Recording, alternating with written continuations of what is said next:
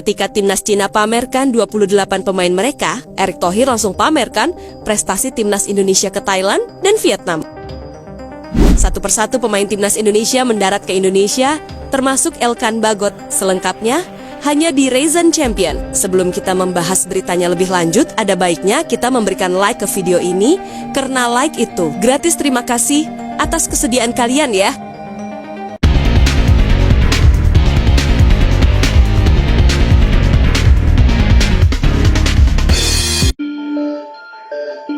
Cina panggil 28 pemain hadapi skuad Garuda. Indonesia, Cina maupun Jepang saat ini pastinya tengah mengumpulkan pemain. Berbagai strategi untuk saling adu sikut Juni mendatang. Namun, kabar terbaru, Cina yang akan menjadi lawan timnas Indonesia dilaporkan memanggil 28 pemain. Selain bikin penasaran, tentu ini menjadi berita yang menarik untuk diulik. Melakoni 2 pertandingan melawan timnas Indonesia dan Bahrain, pelatih Cina Branko Ivankovic telah melakukan persiapan untuk kualifikasi Piala Dunia 2026 bulan Juni tahun 2025. Bahkan, menurut berita dari Sohu, daftar pemain untuk pemusatan latihan terbaru Cina telah diumumkan minggu ini. Meski begitu, belum diumumkan daftar resminya dan media Cina tersebut memprediksi nama-nama lama masih jadi andalan. Misalnya adalah Liu Riofang. Akan tetapi, ada juga nama-nama baru yang bakal diumumkan oleh Branko Ivankovic. Timnas Cina mengusung kekuatan beroperasi dan berpengalaman dengan rata-rata usia pemain mencapai 28,2 tahun. Skuad asuhan Branko Ivankovic ini terlihat lebih matang secara usia dan tentu saja lebih kaya pengalaman di level internasional. Dari total 28 pemain yang dibawa, lebih dari separuhnya merupakan pemain berusia 30 tahun ke atas. Pelatih Branko Ivankovic tampaknya memang mengutamakan kestabilan dan kedewasaan dalam bermain. Cina sendiri berada dalam kondisi yang tidak menguntungkan jelang 2 laga tersebut. Memang, tim Dragons masih punya peluang untuk lolos ke putaran berikutnya. Akan tetapi, timnas negara Tiongkok tersebut ada di dasar klasmen grup C, kualifikasi Piala Dunia ke 2026.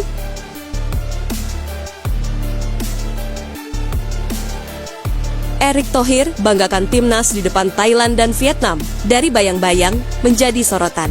Sedikit demi sedikit sudah mulai menyatu dengan timnas Indonesia. Sejarah telah ditulis di rumput hijau. Timnas Indonesia yang dulu masih dipandang bawah oleh sekawanan negara di Asia Tenggara, kini mulai menunjukkan tajinya, mulai membuktikan bahwa kami mampu bangkit, mampu lebih tinggi dari harapan mereka sebelumnya. Seperti yang kita tahu, Vietnam dan Thailand sebelumnya sempat masuk ke putaran ketiga 2018 zona Asia saat itu. Dari 10 pertandingan yang dijalani, Thailand tak pernah meraih kemenangan, 2 kali imbang, dan menelan 8 kekalahan. Thailand pun hanya mendapat 2 poin dari 10 pertandingan itu. Mereka terdampar di posisi paling bawah klasmen akhir grup B, putaran ketiga kualifikasi Piala Dunia 2018 zona Asia. Selanjutnya ada Vietnam yang berhasil mencapai putaran ketiga kualifikasi Piala Dunia 2022 zona Asia. Dari 10 pertandingan, Vietnam meraih 1 kemenangan, 1 imbang, dan 8 kekalahan. Jumlah poin Thailand berhasil dikalahkan Vietnam. Namun sekarang ini ada timnas Indonesia yang sedang bertarung di putaran ketiga kualifikasi Piala Dunia 2026 zona Asia. Timnas Indonesia menang 2 kali,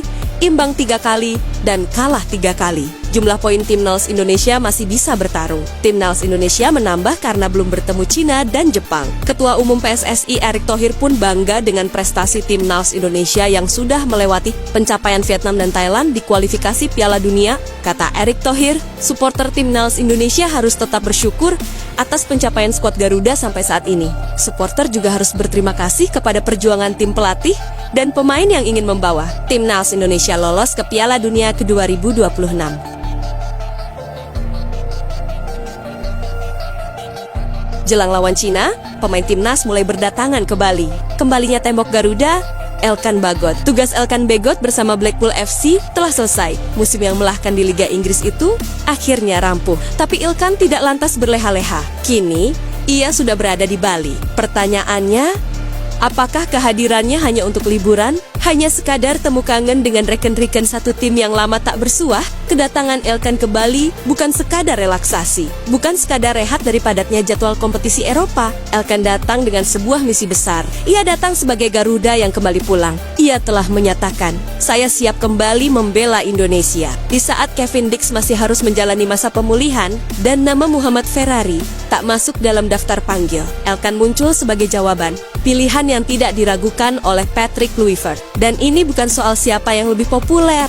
Ini soal siapa yang lebih siap secara fisik, teknis, dan mental. Elkan telah mengirimkan pesan kuat. Dirinya sudah siap 100% untuk kembali jadi benteng Garuda. Nama Muhammad Ferrari memang sempat jadi perbincangan. Tapi Kluivert memilih Elkan. Karena Elkan adalah tipikal bak modern yang bukan hanya kuat dalam duel udara, tapi juga cepat dalam antisipasi, disiplin dalam posisi, dan tegas dalam keputusan. Apalagi lawan yang akan dihadapi adalah Tiongkok, tim yang mungkin bukan unggulan, tapi punya senjata mematikan, serangan balik super cepat. Dan untuk menghentikan serangan seperti itu, Anda tidak hanya butuh tembok, Anda butuh tembok yang bisa berlari. Dan Elkan adalah jawabannya. Dengan postur tinggi menjulang, didukung kecepatan di atas rata-rata. Ia adalah perpaduan sempurna dari kekuatan dan ketangkasan. Itulah yang membuat Kluivert dan asistennya, Alex Pastor, terpukau oleh gaya permainan Elkan yang Spartan, penuh determinasi, dan tak kenal kompromi di lini belakang. Namun jangan lupa, Elkan bukan robot. Di balik tubuh tingginya, ada hati yang pernah terluka. Di laga sebelumnya, ia sebenarnya dipanggil ke timnas. Tapi saat itu, bukan fisik yang jadi halangan, melainkan mental. Serangan bertubi-tubi dari netizen membuatnya memilih menutup diri dari media sosial. Ia bungkam, bukan karena lari. Ia diam karena sedang menyembuhkan luka yang tak terlihat. Luka di dalam jiwa. Banyak yang salah paham, banyak yang langsung menghakimi. Tapi Elkan memilih jalan kesatria. Ia tidak ingin membela timnas dalam kondisi psikologis yang belum siap. Karena ia tahu, bermain untuk Indonesia bukan soal hadir secara fisik, tapi hadir dengan seluruh jiwa dan raga. Dan itulah bentuk nasionalisme tertinggi. Ia tidak ingin kehadirannya menjadi bumerang. Ia tidak ingin setengah hati. Elkan ingin saat ia kembali, ia benar-benar siap mengemban tugas negara. Kisah Elkan tidak sesederhana itu. Beberapa waktu lalu, saat namanya kembali masuk radar timnas, ia tak datang. Banyak yang kecewa, banyak yang marah. Bahkan banyak yang melontarkan tuduhan kejam di media sosial. Komentar-komentar negatif membanjiri akun pribadinya. Sampai akhirnya, El memilih diam. Ia menutup kolom komentarnya. Ia menghilang dari media sosial. Ia memutuskan mundur sejenak.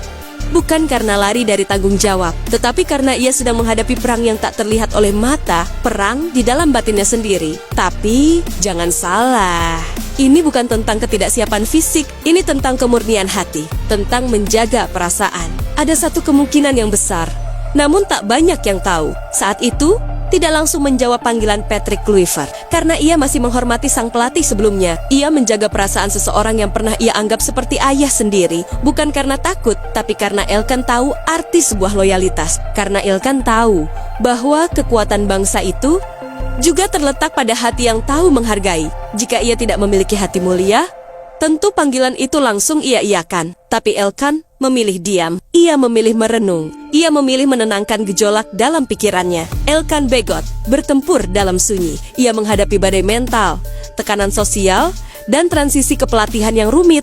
Ia tahu bahwa jika ia datang dengan mental yang belum pulih, maka dirinya hanya akan menjadi bumerang bagi tim.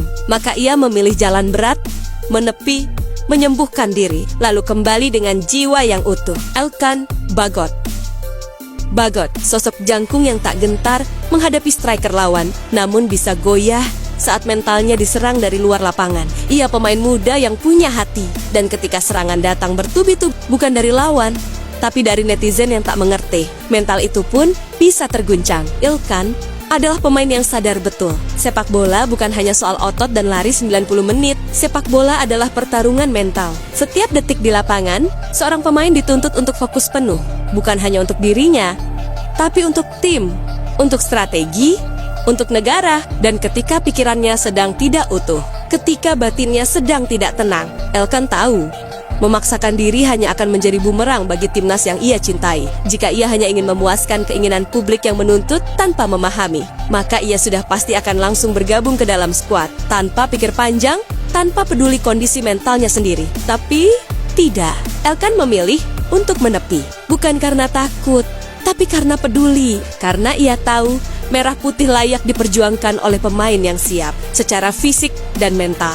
Dan ketika ia menyadari bahwa dirinya belum pulih sepenuhnya, Elkan tidak memaksakan kehendak. Ia justru menyerahkan peran itu kepada rekan-rekannya yang lebih siap. Karena bagi Ilkan, timnas bukan soal siapa yang bermain, tapi bagaimana bisa memberikan yang terbaik untuk Indonesia. Inilah bentuk nasionalisme yang sering luput dari mata publik. Nasionalisme yang tidak berteriak, tapi menunjukkan cinta dalam bentuk tanggung jawab. Nasionalisme yang tidak mementingkan citra, tapi mementingkan hasil terbaik untuk negara. Ia tahu apa yang ia rasakan. Ia tahu bahwa untuk bertarung demi merah putih, ia harus hadir sebagai pribadi yang utuh.